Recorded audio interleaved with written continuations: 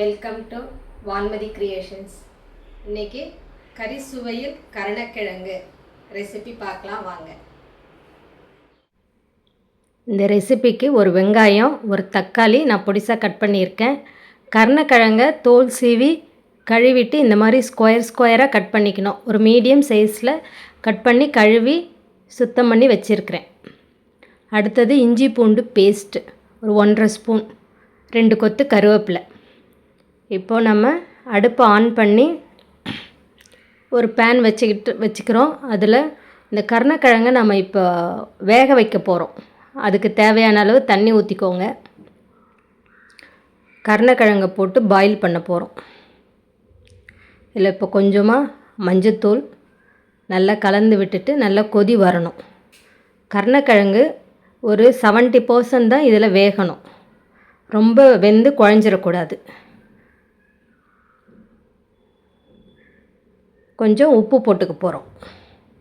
கொஞ்சமாக போட்டுக்கிறோம் இந்த கருணக்கிழங்கு வேகும்போது. தண்ணி நல்லா கொதித்த பிறகு ஒரு 10 நிமிஷத்துலேயே இந்த காய் இந்த அளவு வெந்துடும். நம்ம கட் பண்ணுற மாதிரி.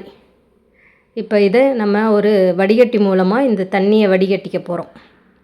கருணக்கிழங்கை நல்லா சுத்தமாக தண்ணி இல்லாமல் வடிகட்டி வச்சுக்க போகிறோம். இந்த வடிகட்டின கருணக்கிழங்கை இப்போ நம்ம எண்ணெயை ஊற்றி நம்ம ஃப்ரை பண்ண போகிறோம். அதை ஃப்ரை பண்ணுறோம்னா ரொம்ப டீப் ஃப்ரை கிடையாது. கொஞ்சமாக எண்ணெயை வச்சு நம்ம இந்த கருணக்கிழங்கை போட்டு வறுத்துக்க போகிறோம். நம்ம இப்போ வறுக்கும்போது ஒரு 10% இதில் வேகும். இந்த கருணக்கிழங்கு ஃப்ரை ஆகிட்டுருக்கட்டும். அதுக்குள்ளே இந்த ரெசிபிக்கு நம்ம ஒரு மசாலா அரைச்சிட்டு வந்துடலாம் வாங்க. ஒரு மிக்ஸி ஜாரில் ஒரு மீடியம் சைஸ் தக்காளியை கொஞ்சம் பொடிசாக கட் பண்ணி போட்டுப்போம்.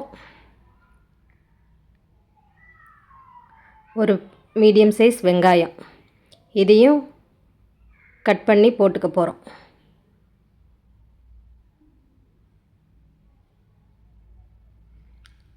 அடுத்தது ஒரு கொத்து கருவேப்பிலையை ஃப்ரெஷ்ஷான கருவேப்பிலை உருவி போட்டுப்போம்.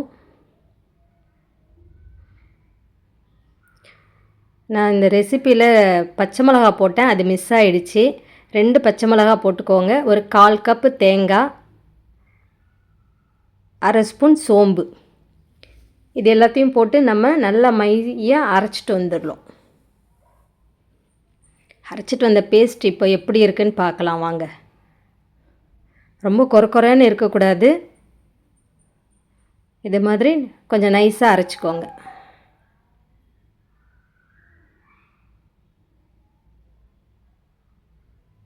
இப்போ கருணக்கிழங்கு நல்லா ஃப்ரை ஆகிடுச்சு. அதை நாம் இன்னொரு பாத்திரத்தில் கருணக்கிழங்கு எடுத்துக்கிறோம். இந்த கருணக்கிழங்கு வறுக்கும்போது எண்ணெய் எல்லாம் ரொம்ப குடிக்காது. நம்ம வச்ச எண்ணெய் அப்படியே தான் இருக்குது பாருங்கள்.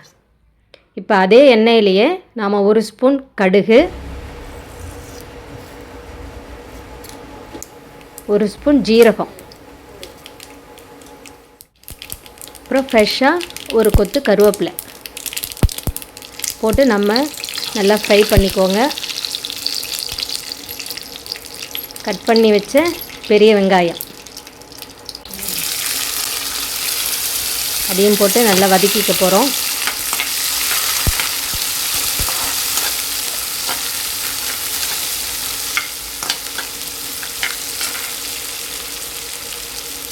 இதுக்கு அடுத்தது 1 ஸ்பூன் இஞ்சி பூண்டு பேஸ்ட்டையும் சேர்த்து நல்லா ஃப்ரை பண்ணிக்க போகிறோம். இந்த அடுப்பை மீடியம் ஃபயர்லேயே வச்சுக்கோங்க.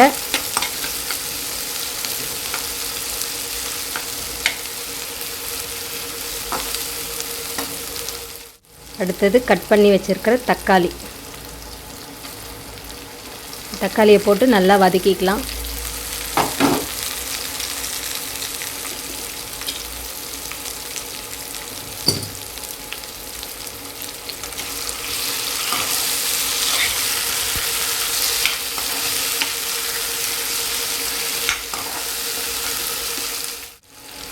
தக்காளி வதங்கிறதுக்கு கொஞ்சமாக உப்பு சேர்த்துக்கிறோம்.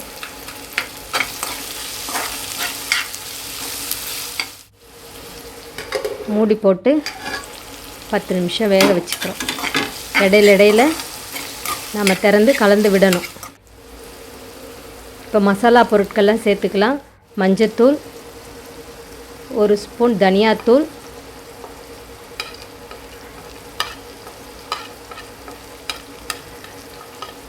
1 ஸ்பூன் தனி மிளகாய்த்தூள். உங்களுக்கு காரம் எவ்வளோ தேவையோ நீங்கள் அவ்வளோ போட்டுக்கலாம். நான் 2 பச்சை மிளகாய் அரைச்சி போட்டிருக்கிறதுனால நான் இந்தளவு போட்டிருக்கேன். இது வந்து 1/2 ஸ்பூன் கரம் மசாலா போட்டு நல்லா மிக்ஸ் பண்ணிப்போம். இப்போ ஃபயர் வந்து ஸ்லோலியே தான் வச்சுக்கணும். காரம் கம்மியாக இருக்குது. நான் ஒரு 1/2 ஸ்பூன் இன்னும் கொஞ்சம் இந்த ஸ்டேஜில் மிளகாத்தூள் சேர்த்துக்கிட்டேன். இப்போ நம்ம அரைச்சி வச்ச பேஸ்ட் இருக்குது இல்லையா, அதை சேர்த்துக்கலாம். சேர்த்து நல்லா மிக்ஸ் பண்ணுங்கள்.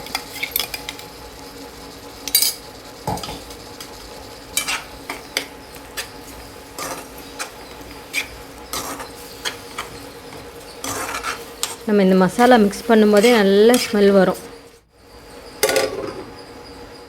மூடி போட்டு ஒரு 2 நிமிஷம் வேக வைங்க. இடையில நம்ம கலந்து கொடுக்கணும். இப்போ மசாலா வெந்திருக்கு.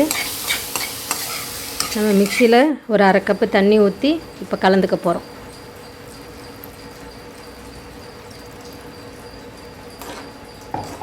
இந்த ரெசிபிக்கு இந்த அளவு தான் தண்ணி, நிறைய தண்ணியெலாம் ஊற்றக்கூடாது.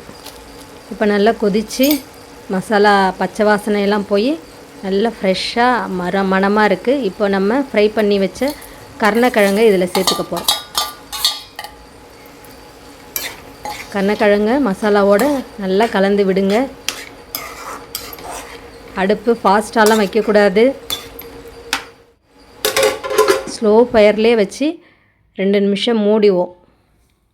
இப்போ இந்த கருணக்கிழங்குடைய பயன்கள் பற்றின பதிவு போட்டிருக்கேன் பாருங்கள். இப்போது கருணக்கிழங்கு நல்லா வெந்து வந்துருச்சு. மசாலா ட்ரையாக சூப்பராக இருக்குது வாசனை.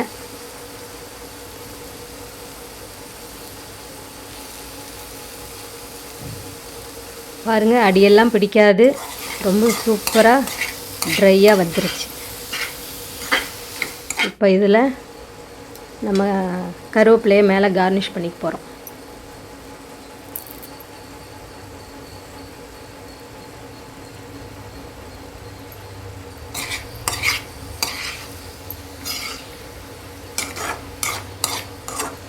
அருமையான கறி சுவையில் கருணைக்கிழங்கு மசாலா ரெடி ஆயிடுச்சு. நம்ம ஒரு கிணத்துல சர்வ் பண்ணி டேஸ்ட் எப்படி இருக்குன்னு பார்க்கலாம்.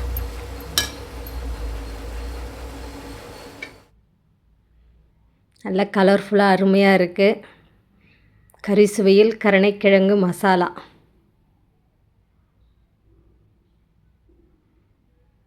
டேஸ்ட் பண்ணி பார்க்கலாம் வாங்க.